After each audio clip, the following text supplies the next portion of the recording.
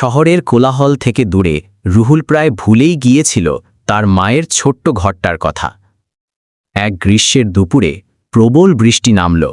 হঠাৎ তার মনে পড়ল মায়ের হাতের পিঠা আর মাটির সোদা গন্ধ।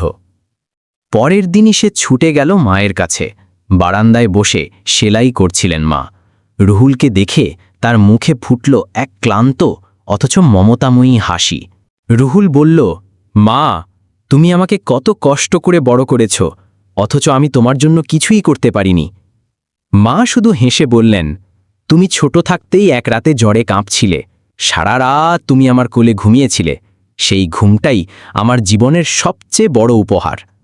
রুহুল মায়ের রুক্ষ হাতগুলো ধরে কেঁদে ফেলল। বুঝল, মায়ের ভালোবাসা কোনো বিনিময় চায় না, শুধু চায় একটু সময়, একটু আদর। সেদিনের পর থেকে রুহুল আর কখনো মাকে একা রাখেনি।